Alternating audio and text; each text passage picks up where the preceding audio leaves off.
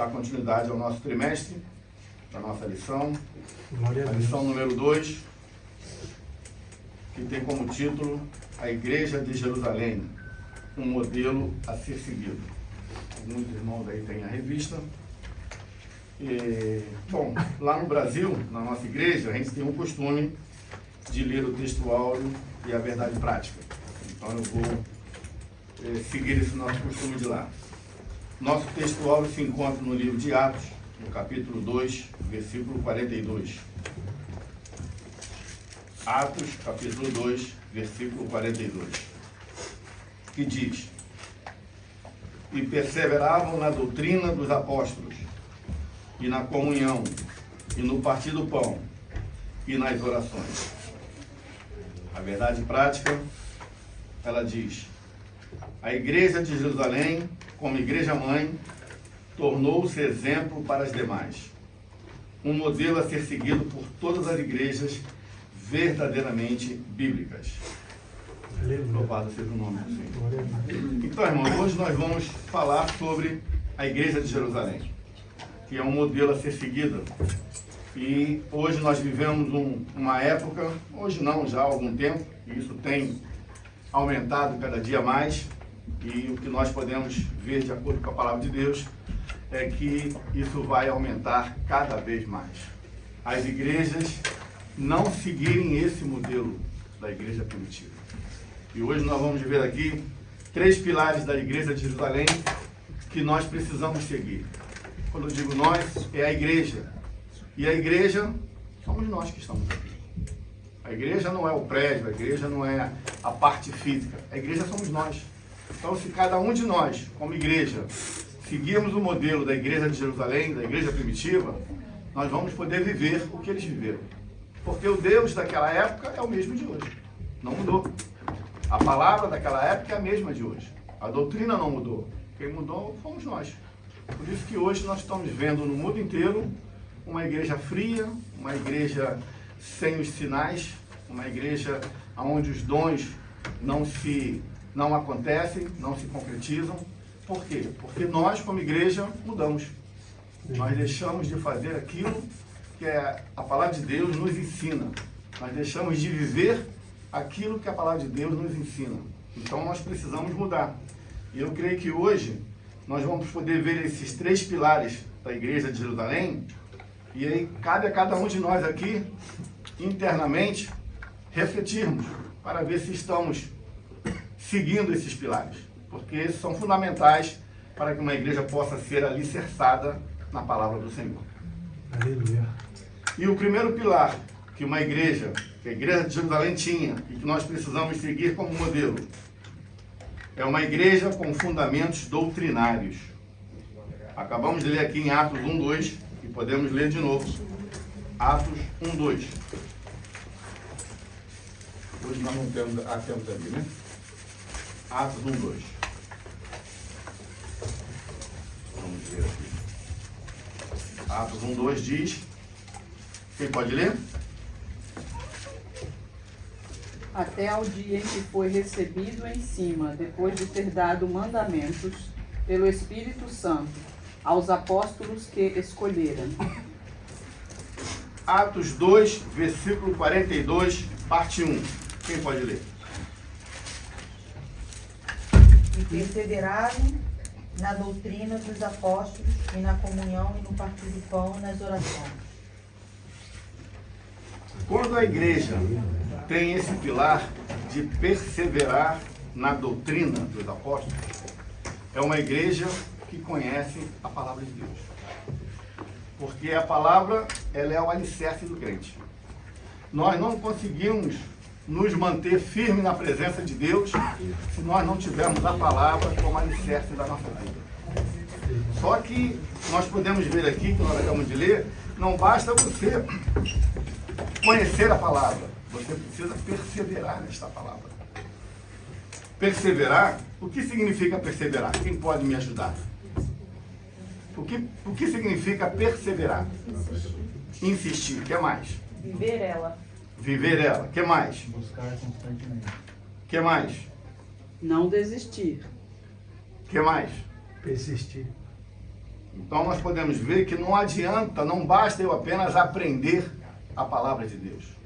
Eu preciso perseverar na palavra. Eu preciso ser constante, permanecer na palavra. O que acontece hoje, e o que tem acontecido no decorrer desses anos todos, desses séculos, é que muitos de nós aprendemos a palavra de Deus, mas não perseveramos na palavra. Não permanecemos na palavra. Os desvios doutrinários hoje nas igrejas, eles acontecem de uma maneira absurda, porque os líderes, eles olham a palavra de Deus e eles adaptam a palavra de Deus àquilo que eles querem para eles. Então a doutrina, a gente não muda. A doutrina, ela é irrefutável. Os costumes, dependendo da região que você vive, do país que você vive, da cultura que você vive, os costumes mudam. Porque costume não leva ninguém para o céu. Agora, os bons costumes agregam a vida cristã, logicamente. Mas a doutrina não. A doutrina, como diz a minha esposa, ela é inegociável. A doutrina da igreja primitiva, da igreja de Jerusalém, tem que ser a mesma de hoje. Tem que ser a mesma. Nós não podemos mudar. E hoje, infelizmente, muitos líderes têm mudado a doutrina. Têm mexido, têm invertido algumas coisas para aquilo que satisfaz a eles. E aí nós vemos hoje, pelo menos lá no Brasil, nós vemos igrejas cheias, lotadas, templos enormes, com 5, 6, 7 mil pessoas, mas quando a gente vai ver a qualidade desse rebanho, a qualidade dessas ovelhas, nós vemos que é muito baixa. E aí os sinais não acontecem, os dons não se manifestam. Por quê? Porque a palavra não é a verdadeira palavra pregada. E o que nos deixa muito, não assustado, mas o que nos deixa muito perplexo, é que nós conhecemos alguns líderes, devido ao nosso pai, pessoas que conhecem a palavra de Deus, pessoas que têm conhecimento da palavra de Deus, não são pessoas leigas, são pessoas com conhecimento profundo, mas que por vários motivos acabam se desviando para a esquerda, se desviando para a direita, abrindo algumas exceções, abrindo algumas brechas para que aquilo satisfaça ao seu ego pessoal, aquilo que ele acha que é o melhor, e as igrejas estão cheias, temos muitas. Então, uma igreja que persevera na doutrina, que é constante na doutrina, ela tem comunhão entre os irmãos. Atos 2, 42. Quem pode ler? Atos 2, 42. E perseveravam na doutrina dos apóstolos e na comunhão, no partir do pão e nas orações. Comunhão bíblica significa ter unidade, ter paz, compartilhar uns com os outros, fazer a obra juntos, em harmonia, tendo Jesus como nosso exemplo. Isso é comunhão. E quantas igrejas hoje têm essa comunhão, essa verdadeira comunhão? Muitas igrejas hoje, é como a gente tem o linguajar lá fora, é cada um por si e Deus por todos. Eu vejo a minha vida, eu vejo o meu lado, eu resolvo o meu problema e vou orar pelo problema dos outros, dos meus irmãos. Orar é bom, orar é importante, mas muitas das vezes nós precisamos orar e agir. E muitos de nós temos o costume, temos a vivência de o irmão conta um problema, o irmão dá um testemunho, o pastor conta algo que está acontecendo e a nossa primeira providência, o nosso primeiro pensamento é: vamos orar. Mas não agimos. E muitas das vezes devemos orar e devemos agir. É claro que tem casos, como já aconteceu conosco, comigo e com a minha esposa, que Deus quer tratar com aquela pessoa. E aí você precisa ter discernimento. E você só tem discernimento se você conhecer a palavra. Porque às vezes a pessoa está passando por um problema, está passando por um processo, está passando por um vale, porque Deus está tratando com ela. E aí se você colocar a mão, vai sobrar para você. Mas para quê? Mas pastor, como é que eu consigo saber quando é para mim só orar ou quando é para mim orar e agir? Peça direção a Deus. Antes de você agir, para orar você não precisa pedir direção a Deus. Mas para agir, Peça direção a Deus.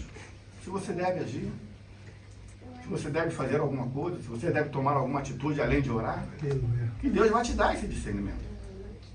Mas hoje, em muitas igrejas, o que acontece é cada um por si e Deus por todos. E isso na igreja primitiva não acontecia.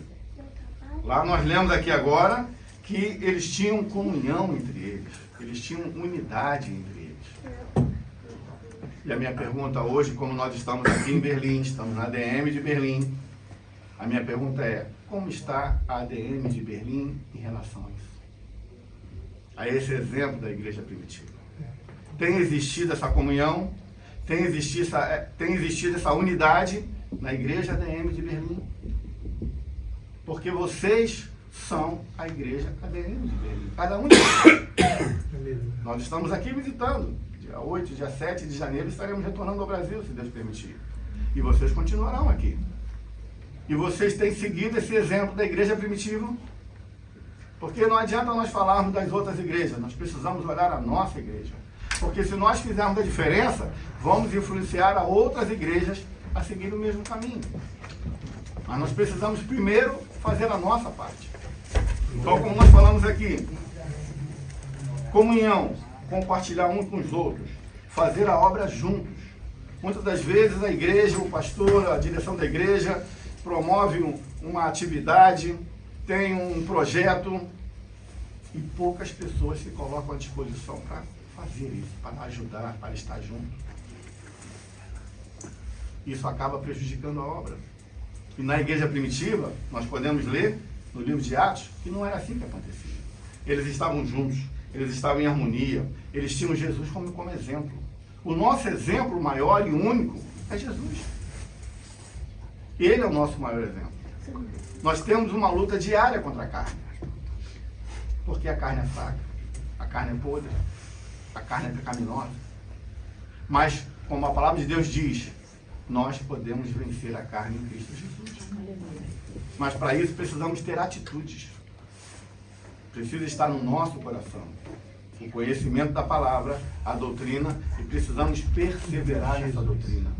Precisamos conservar essa doutrina. Não importa o que aconteça com nós. Muitas das vezes nós damos muita atenção ao que o irmão faz, ao que o irmão deixou de fazer. Eu não faço porque fulano não fez. Sempre sou eu que faço, ninguém faz. Eu vou dizer uma coisa para vocês, como eu digo para mim mesmo. A salvação é individual. Nós precisamos dar conta de nós. Não importa o que acontece ao nosso redor. Nós temos que fazer para Cristo aquilo que é devido a Cristo. E na obra de Deus nós não podemos ficar ausentes. Eu sei que é cansativo, eu sei que muitas das vezes o tempo fica pequeno, mas o tempo só fica pequeno quando nós administramos mal o tempo. O tempo só fica pequeno quando nós administramos mal o tempo. Então a culpa não é do tempo, a culpa é nossa. A culpa é as prioridades que nós damos em relação ao tempo. E às vezes a obra de Deus fica em terceiro, em quarto, em quinto, em sétimo, em décimo, e muitas das vezes em último lugar. Se sobrar tempo, eu vou ajudar. Se sobrar tempo, eu vou fazer.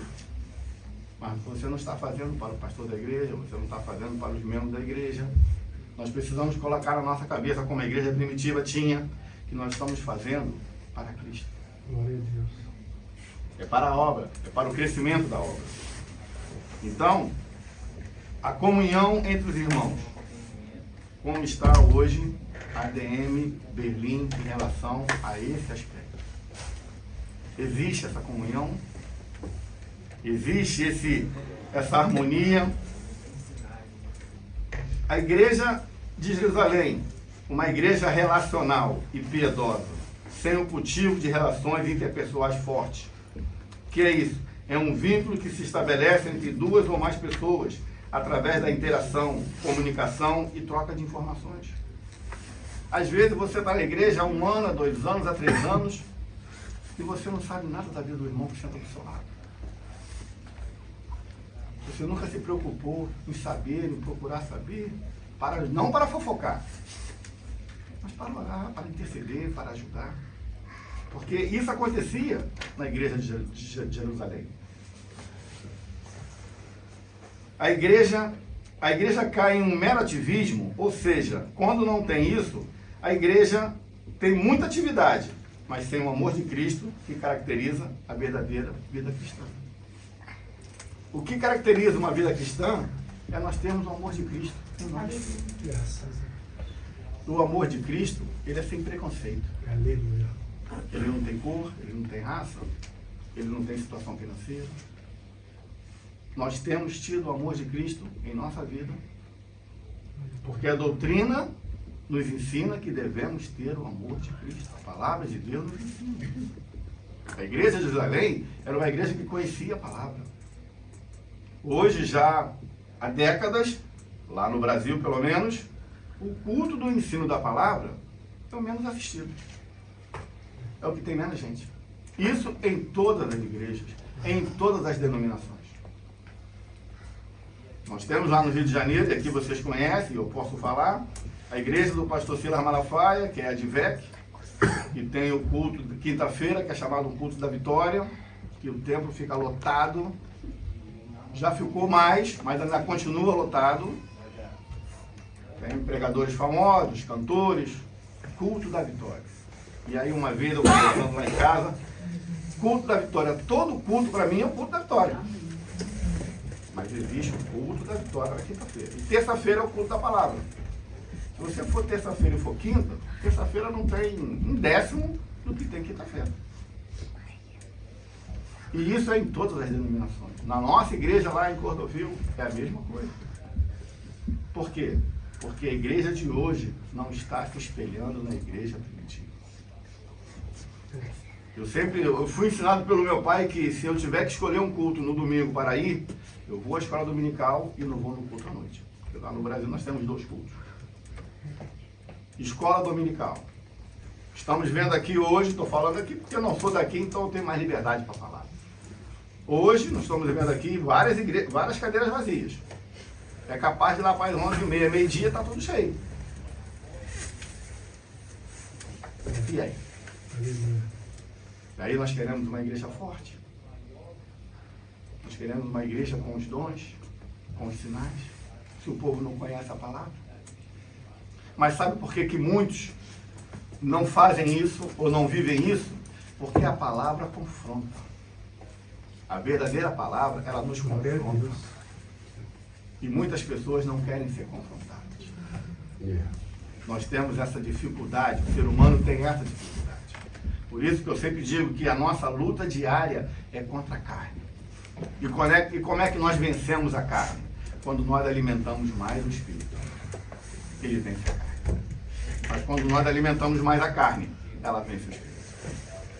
Então nós podemos ver que a igreja de Jerusalém, ela tinha essa comunhão entre os irmãos. Um outro ponto da igreja de Jerusalém, dessa primeira característica, era uma igreja que orava. Podemos ler em Atos 2:42. 2:42 diz o quê? E perseveravam na doutrina dos apóstolos, e na comunhão, e no partir do pão, e nas orações. As igrejas hoje estão orando cada dia menos. Cada dia menos. Eu lembro que há 30 anos atrás, 20 anos atrás, nós tínhamos círculos de oração na igreja, mas eram orações tremendas, onde Deus se fazia presente, os sinais aconteciam, consagrações que hoje, infelizmente, não são, podem até existir, mas a maioria não tem a mesma qualidade que tinha 30, 40 anos atrás, qualidade espiritual. Por quê? Porque hoje a carne, ela fala mais alto do que o espírito. Então hoje a gente, quando vai nesses trabalhos, pelo menos lá no Brasil, lá no Rio, nós escutamos muitas profetadas. Escutamos muitas palavras da carne. Que os profetas hoje, infelizmente, muitos deles têm se deixado levar, não somente até Deus usar, mas Deus para de usar e ele começa a se usar por si mesmo. Isso acontece lá no Rio. Isso é o quê? Falta de conhecimento da palavra. Nós podemos ver que tudo começa onde nós lemos lá em cima, era uma igreja que tinha como fundamento a doutrina e perseverava na doutrina. Tudo começa, tudo se inicia no conhecer a palavra de Deus. A Bíblia diz que a fé vem pelo ouvir A palavra de Deus. Como é que você quer ter fé se você não ouve e não conhece a palavra? Tudo começa na doutrina. E a igreja de Jerusalém tinha isso. Então era uma igreja que orava. Em Atos 3:1, Pedro e João foram ao templo na hora 9ª de oração. Os apóstolos estabeleceram como prática dedicar-se à oração, sem esquecer a palavra. Muitas igrejas têm seguido pelo caminho do fanatismo, porque ora muito e conhece pouca palavra. E aí passa a ser fanatismo. E nós vemos algumas denominações que seguem por esse caminho. A oração é importante. A oração é importantíssima para falar com Deus, ouvir a voz de Deus. Mas a oração sem palavra, ela nos leva ao fanatismo. Então nós precisamos ter um equilíbrio. A igreja de Jerusalém, a igreja primitiva, tinha esse equilíbrio. Nós podemos ver no livro de Atos. Ela tinha esse equilíbrio. E a igreja de hoje? E a igreja ADM aqui em Berlim? Como é que ela está em relação a isso? A igreja ADM aqui em Berlim ora, de acordo com o que a palavra de Deus nos ensina, mas ela também conhece a palavra, e não adianta ela orar e não conhecer a palavra. Nós acabamos de ler aqui. Os apóstolos, eles oravam, mas também não esqueciam a palavra. Atos 6:4. Quem pode ler Atos 6:4? Atos capítulo 6, versículo 4. Mas nós perseveraremos na oração e no ministério da palavra. E no ministério da palavra. Eu lembro que quando o pastor Ivanor falou conosco, quando nós estivemos aqui, eu não esqueço disso, há 3 anos atrás, não tinha o culto de quarta-feira, que é o culto da palavra. Nós só tínhamos aqui o culto de domingo, né? E aí ele me falou que estava orando a Deus e queria começar um culto às quartas-feiras da palavra. E eu lembro que eu falei para ele, será difícil, será uma batalha árdua, mas continue e persevere. Mesmo que tenha só você e a irmã Lúcia, mesmo que tenha 3 ou 4 pessoas, mas não desista, porque Deus vai honrar. E eu imagino que não tem sido fácil. Claro que aqui nós estamos em Berlim, uma outra cidade, um outro país, uma outra cultura, tem vários motivos, mas precisa perseverar. Porque isso vem do pastor. Ele é o líder. Ele está na liderança.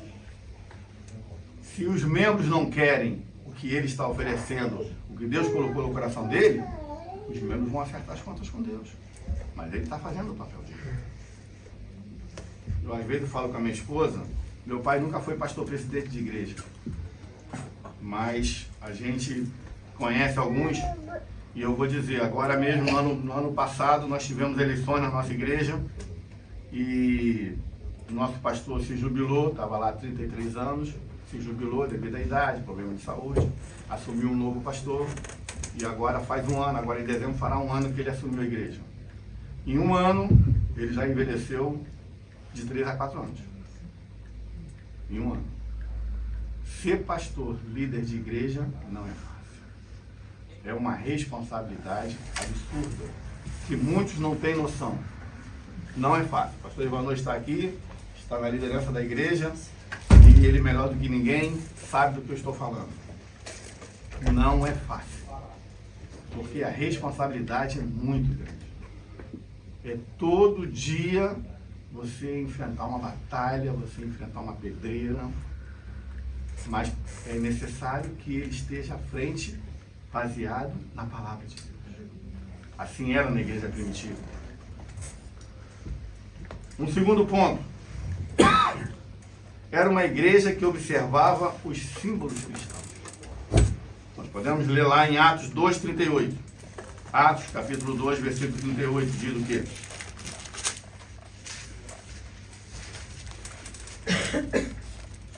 E disse-lhe Pedro, arrependei-vos e cada um de vós seja batizado em nome de Jesus Cristo, para perdão dos pecados, e receberei o dom do Espírito Santo. O batismo. A igreja primitiva de Jerusalém, ela observava os símbolos cristãos. Nós podemos colocar aqui dois, que é o batismo. Naquela época a igreja batizava quem se convertia. Ela sabia que o batismo era uma das ordenanças de Jesus e que era um dos princípios, um dos principais símbolos da fé cristã. Alguém pode ler Marcos 16:16?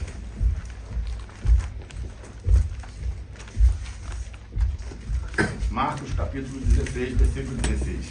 Quem crê e for batizado será salvo, mas quem não crê será condenado. Mas para ser batizada, a pessoa precisava ter se arrependido dos seus pecados e crido em Jesus. Era preciso ter consciência do sentido desse símbolo de fé. Assim, o batismo era um testemunho público de que a pessoa tinha se convertido.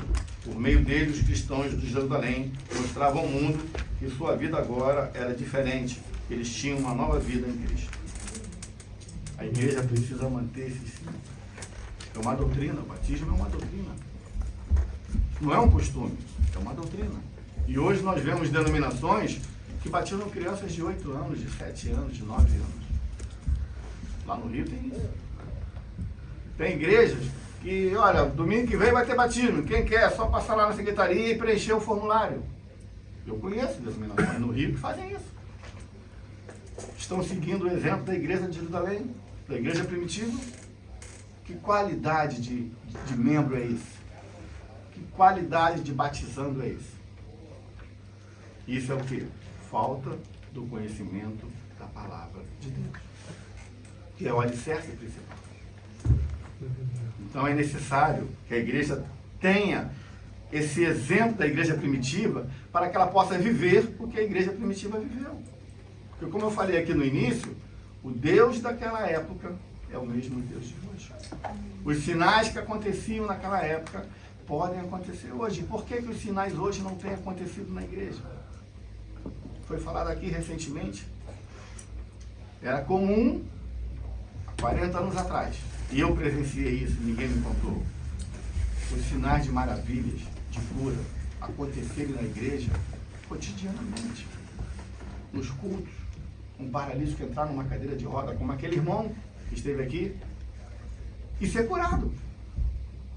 Cegos entrarem, cegos de nascença, entrarem na igreja, a igreja orar. O povo não era um profeta orar, não era uma pessoa específica orar, a igreja orava. E ele saía enxergando. Eu vi isso, ninguém me contou. Cruzadas do pastor Bernard Johnson. Isso acontece hoje? Há quantas décadas isso não acontece?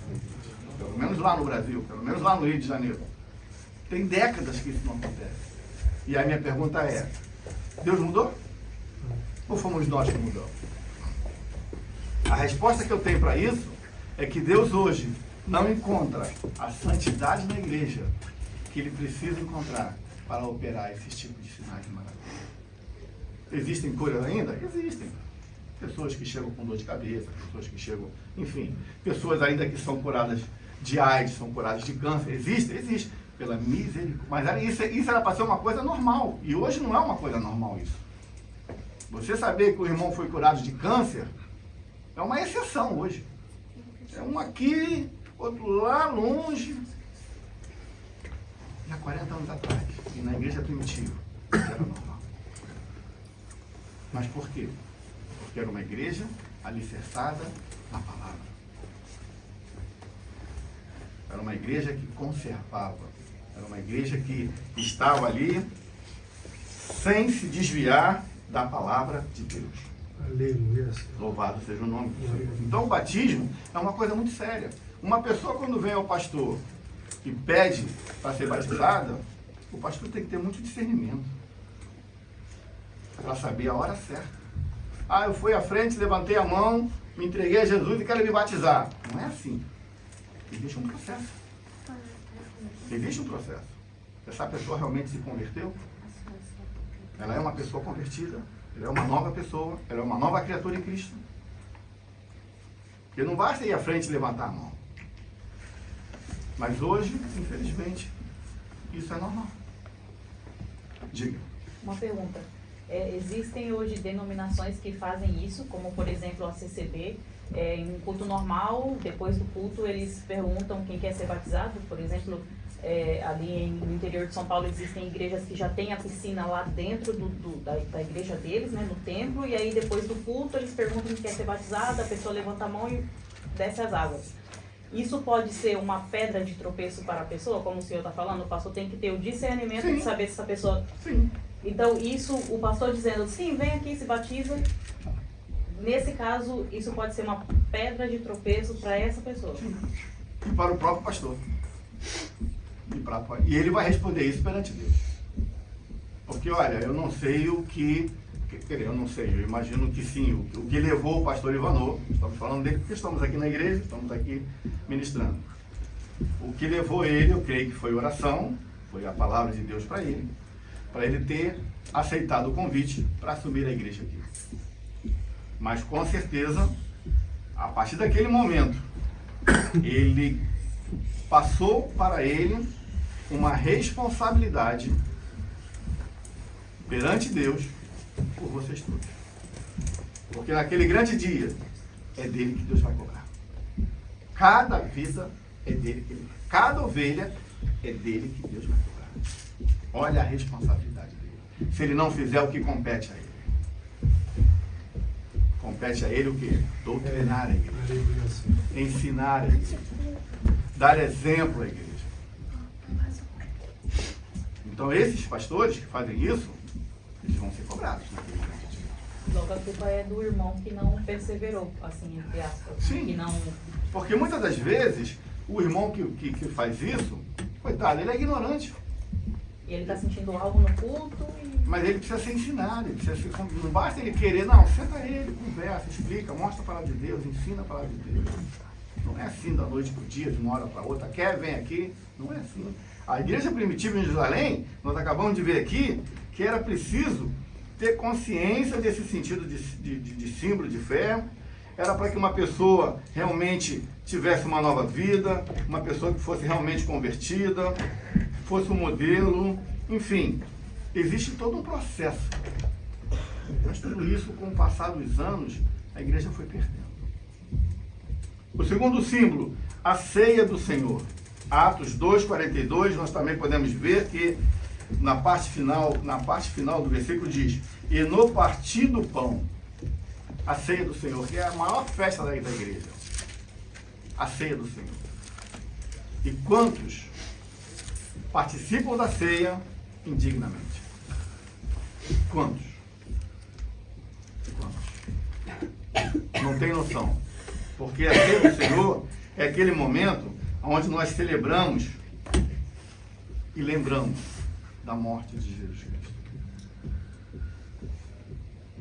É um símbolo muito forte, muito importante, a ceia do Senhor. É o culto mais importante da igreja. Muitos de nós não damos essa importância.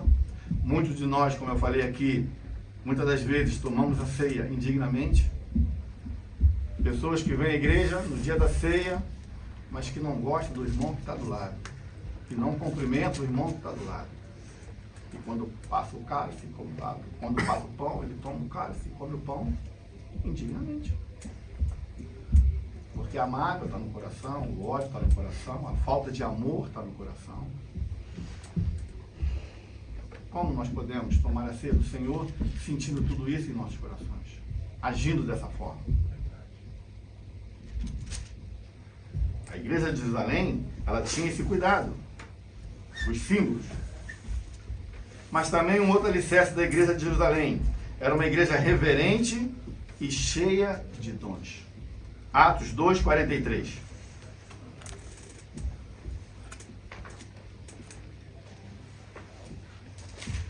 Em cada alma havia temor, e muitas maravilhas e sinais se faziam pelos apóstolos. Temor. Eu e você que estamos aqui esta manhã, nós temos temor a Deus? Nós já paramos para pensar, para refletir todos os dias se nós temos tido temor de Deus. O que é ter temor de Deus? É se afastar da palavra de Deus. Eu não segui os passos. E as igrejas hoje, grande parte delas, perderam o temor.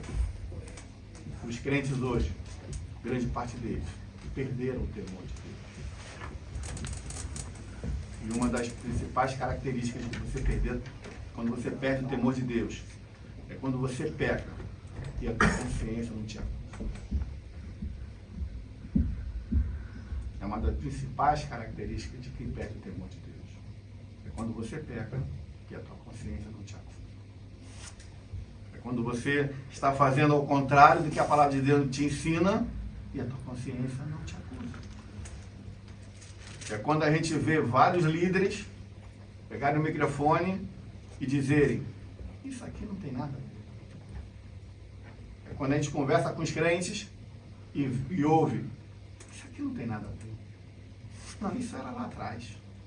Isso era na igreja primitiva. O mundo mudou. Já se passaram mais de 2000 anos. Eu concordo. O mundo mudou muito. Nos últimos 2000 anos, nossa, meu Deus do céu, mudou demais. Mas a palavra, ela é a mesma ontem, hoje e eternamente. A palavra não muda. Obrigado. A igreja de Jerusalém era uma igreja que tinha temor a Deus. E isso fazia com que os dons acontecessem. Nós acabamos de ler aqui. Era uma igreja reverente e cheia de dons. Os apóstolos. Nós podemos ver isso.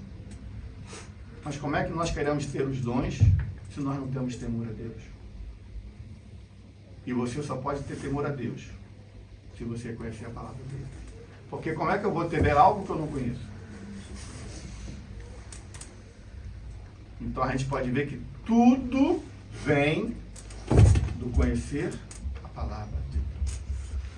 E aí você pode dizer para mim: ah, irmãos, mas eu não tenho muito conhecimento, eu não sou uma pessoa muito culta, eu tenho só o fundamental, eu tenho só, na minha época era primário e ginásio, hoje é fundamental, é médio.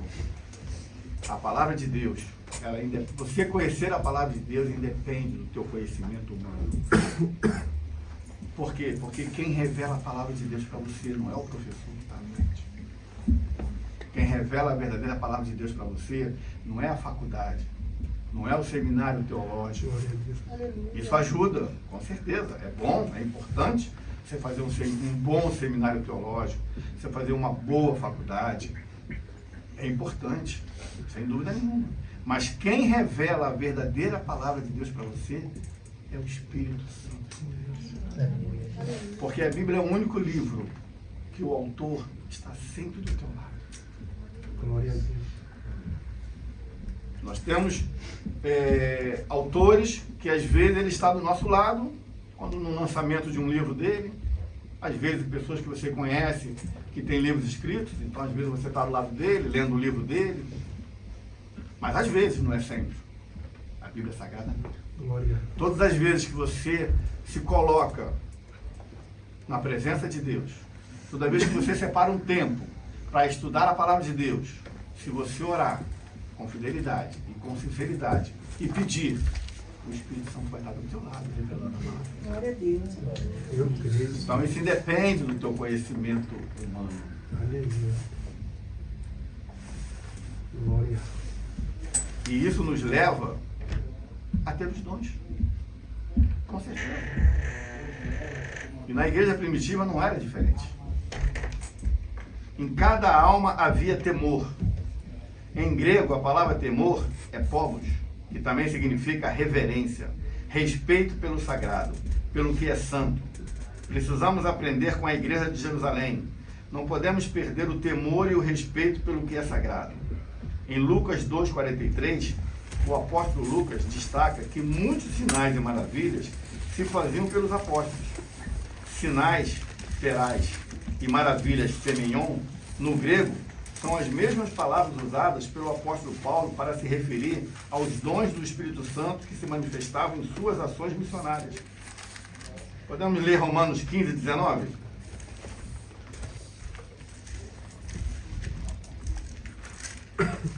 Romanos 15, 19.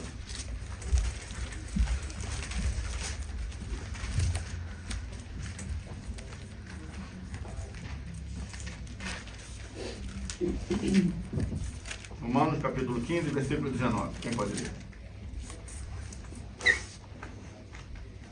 Pelo poder dos sinais e prodígios, na virtude do Espírito de Deus, de maneira que, desde Jerusalém e ao redor até ao Lírico, tenham pregado o Evangelho de Jesus Cristo. Ou seja, os dons espirituais ornamentavam a igreja primitiva. Os dons espirituais. Eles se manifestavam na igreja primitiva. Mas por quê? Porque a igreja tinha Deus. A igreja conhecia a palavra. Como estão os dons espirituais na ADM Berlim hoje? Glória a Deus. Eu falei aqui na semana passada, na semana retrasada, a alegria e a felicidade de eu ver hoje, chegar aqui e ver hoje uma igreja cheia. As cadeiras todas ocupadas. Precisar pegar a cadeira lá dentro, ter irmãos em pé, porque não dá mais para sentar.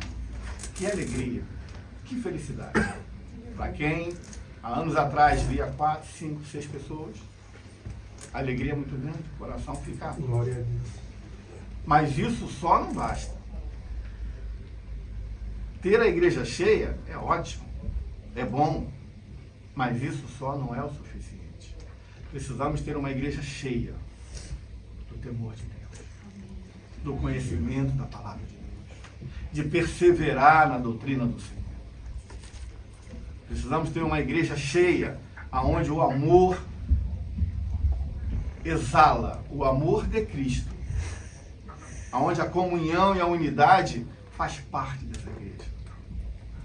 Aqui nós temos praticamente uma comunidade brasileira. 90%, 95%, eu creio que dos membros são brasileiros. Né? Percentual enorme. Então aqui, até os detalhes aqui levam para isso. Para que exista comunhão, para que exista unidade. Para que exista realmente o amor de Cristo. Um ajudando o outro. Porque aqui todos, ou uma grande maioria, tem os seus problemas, as suas dificuldades, adaptações. Pessoas que estão chegando agora aqui na Alemanha, como nós temos aqui o casal aqui, e temos outros casais aqui que a gente conheceu, que estão chegando aqui, chegaram há pouco tempo, estão se adaptando, estão passando por alguns processos. A igreja tem abraçado eles. Os irmãos têm abraçado eles. Pessoas que estão com problemas, os irmãos têm abraçado, os irmãos têm se preocupado em saber, em se colocar à disposição para ajudar. Porque às vezes a pessoa está com problema e só está esperando alguém dizer, olha, eu estou aqui, se precisar pode contar comigo. Mas ninguém fala isso, ninguém se coloca à disposição para ajudar. E a pessoa fica às vezes sem jeito, às vezes não quer pedir. E aí o problema só vai se avolumando, só vai se avolumando, só vai se avolumando. Na igreja primitiva isso não acontecia. Porque eles viviam em comunhão e em unidade. Amém? Amém. Amém. Louvado seja o nome do Senhor. Obrigado. Aleluia. Glória a Deus.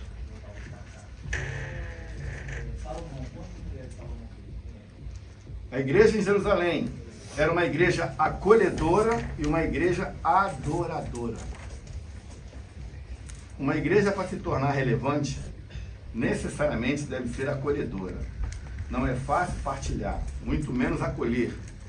Em Atos 2,44, o texto bíblico diz que naquela igreja, todos os que criam estavam juntos e tinham tudo em comum. Sabemos que não é fácil partilhar e muito menos acolher. A nossa tendência carnal é nos fechar em nosso mundo e deixar de fora quem achamos ser inconveniente. Mas numa igreja acolhedora, os membros se sentem acolhidos e parte do grupo. A ADM de Berlim tem sido uma igreja acolhedora. Cada um de nós devemos refletir em relação a isso. Ser uma igreja acolhedora, foi o que nós acabamos de ver.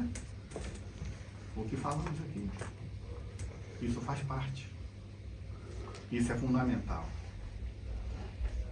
para que a presença de Deus, para que os sinais, para que os dons, para que realmente aquilo que Deus quer fazer possa acontecer na igreja.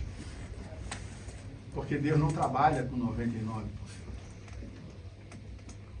Deus trabalha com 100%. Como diz a minha esposa, Deus não tem plano B. Para nós existe. A gente faz um plano aqui, mas já deixa outro ali engatilhado. Se aquele não der certo, a gente faz esse. Aí já deixa um terceiro pronto. Se o segundo também não der, a gente vai para o terceiro.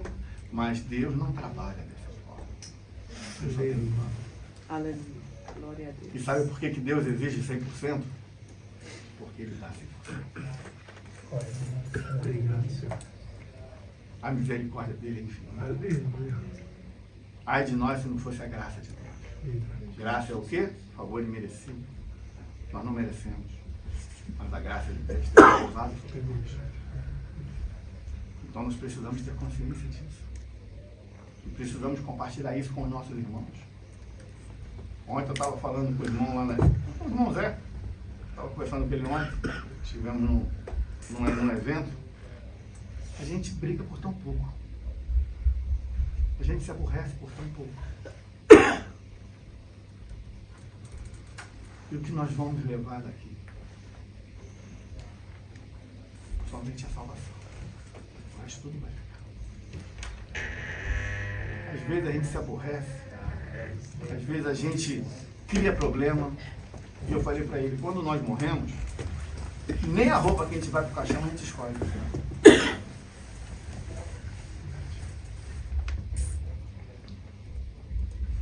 E a gente não para pensar nisso.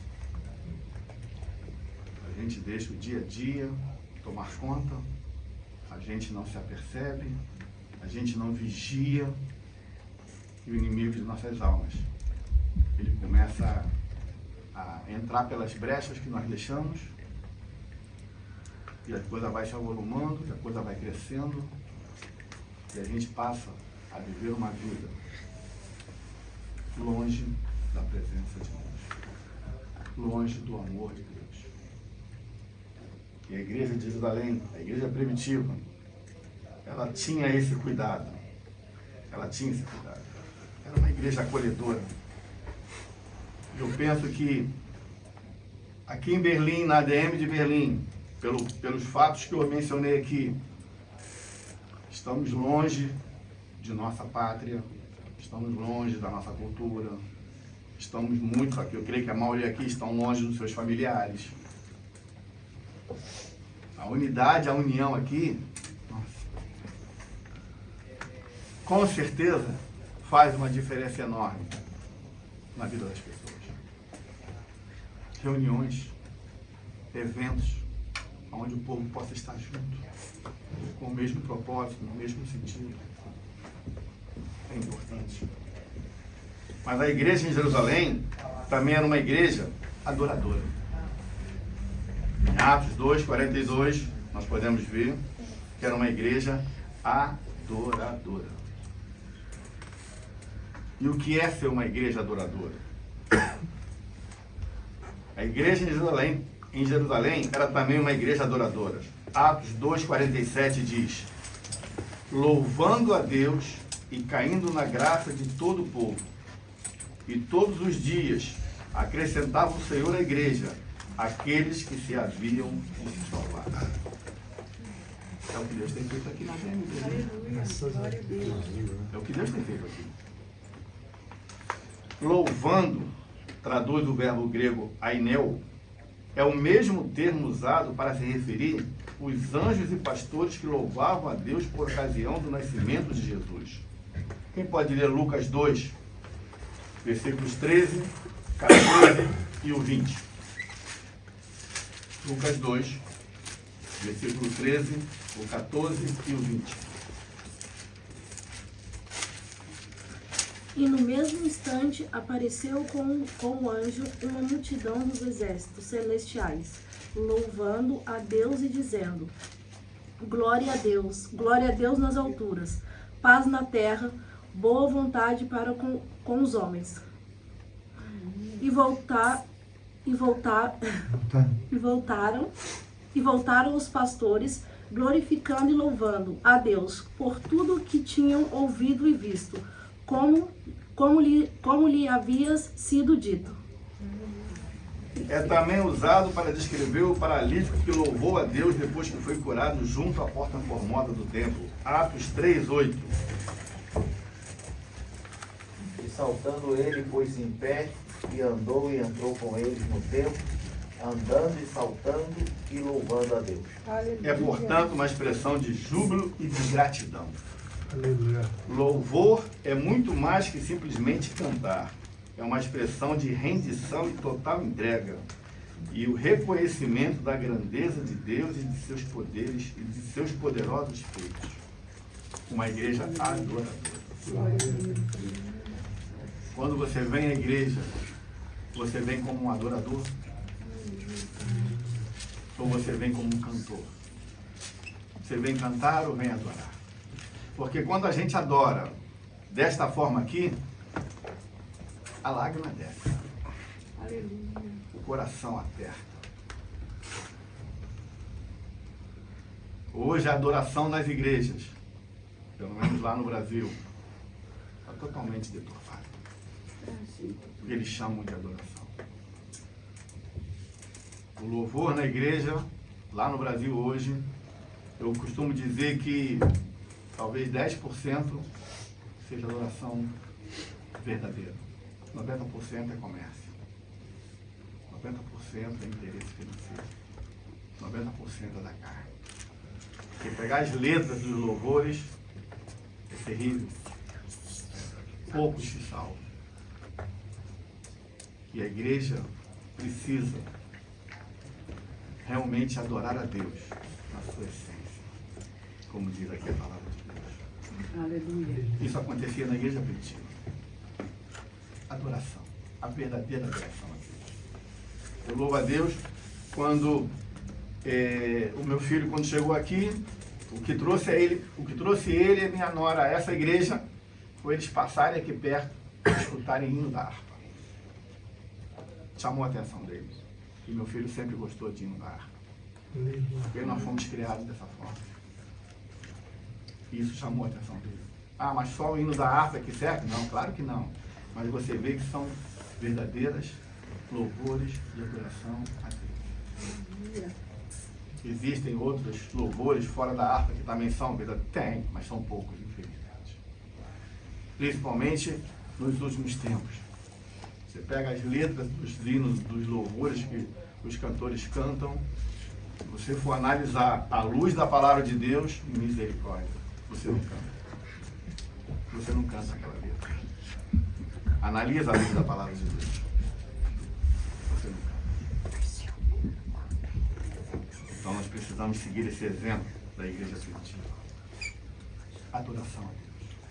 O louvor. Porque o louvor agrada a Deus. O verdadeiro louvor agrada a Deus. Diga. Irmão, e também uma coisa que a gente tem visto nas igrejas que eu fico muito triste. Isso deixa triste. É que você vai para a igreja, é meia hora de louvor. E aí quando chega a palavra, é um tiquinho assim.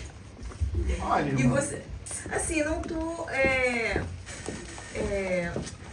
Então, assim, eu tô até, acho que tô julgando, mas, como o senhor falou, nem as igrejas batistas também não estão usando o cantor cristão. Eles fizeram uma reforma para ficar mais fácil, né? Palavras que dizem que a gente não entende. E, como é que se diz? Aí é os louvores, como o senhor falou, é só louvores, que tem muito louvor bom.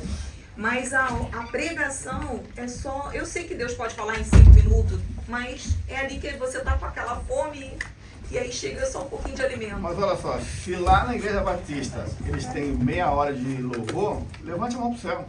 Em outras é 1 hora, 1h20.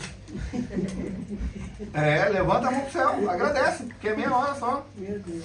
Nós conhecemos igreja no Rio que é 1 hora de louvor. E a palavra é 15 minutos. O culto vai, por exemplo, de 6 às 8. Aí o louvor vai até 7h40, 7h35. Aí chama o pregador, 20 minutos de palavra. Teve uma hora de louvor. Infelizmente, isso tem acontecido nas igrejas. A palavra tem um tempinho pequenininho, quando ela deveria ter um tempo maior. Quando ela deveria ser a primazia. Mas isso é porque a igreja de hoje não tem seguido o exemplo e o modelo da igreja primitiva. E as consequências estão aí. As consequências estão aí. Hoje eu sempre digo que hoje você, se permanecer salvo em Cristo Jesus, é uma luta diária, mas ferrenha.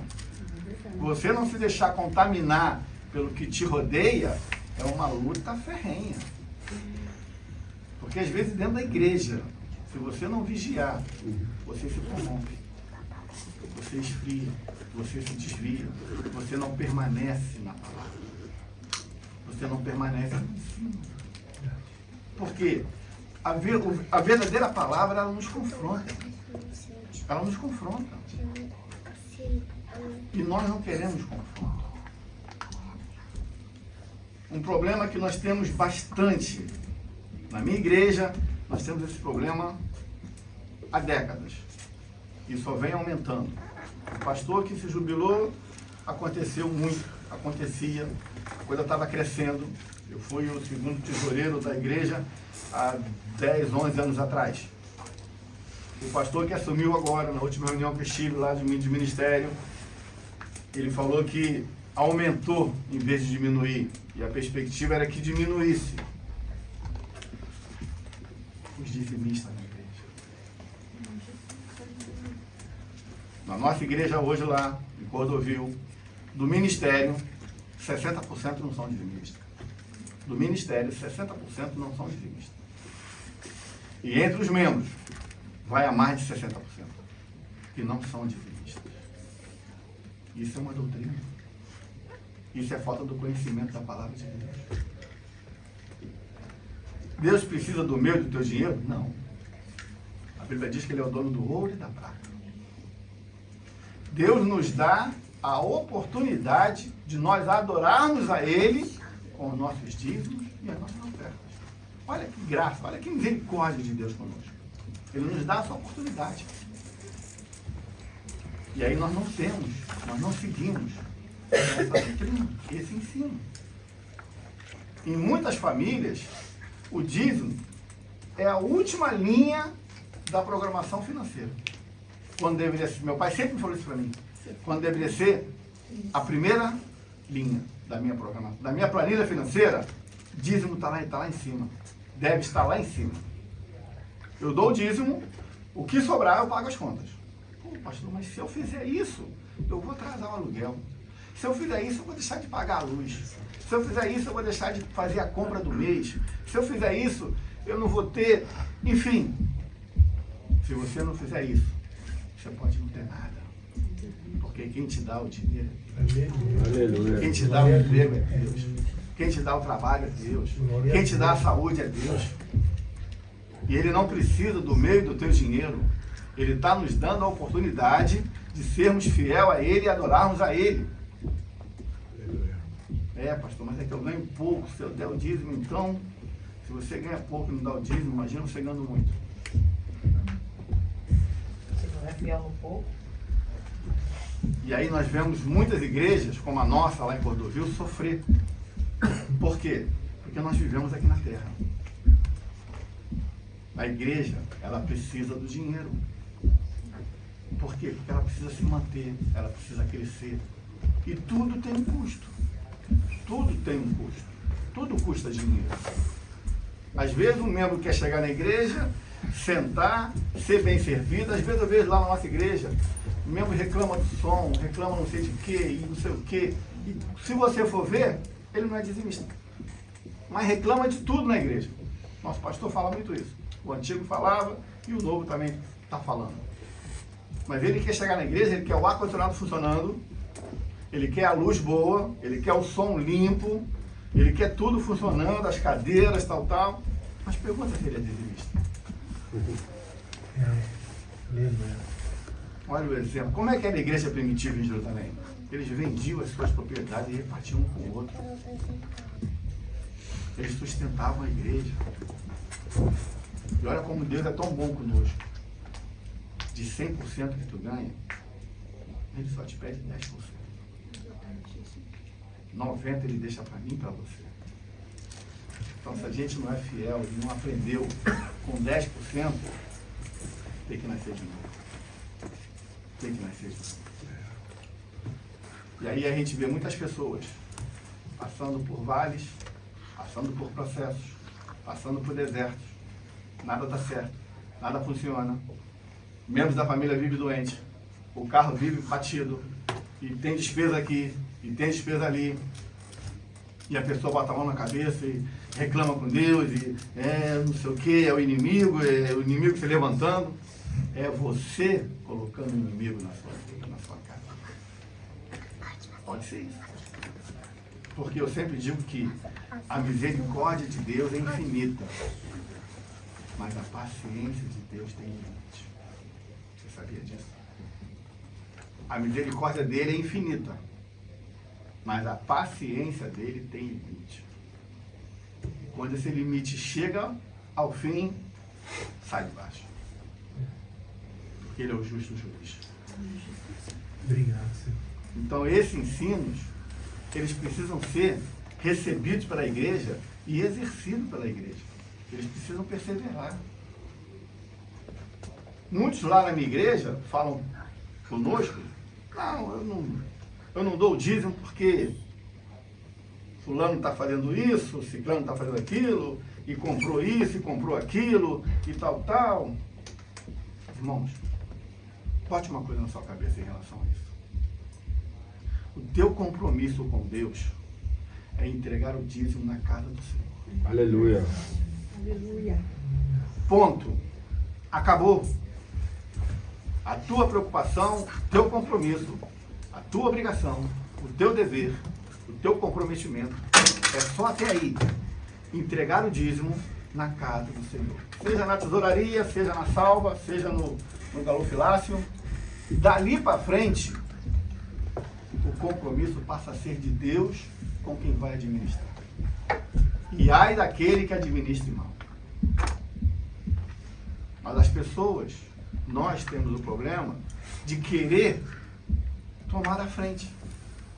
Mas estão fazendo má administração, estão fazendo isso com o meu dinheiro e tal. É o inimigo que planta isso na tua vida. É o inimigo.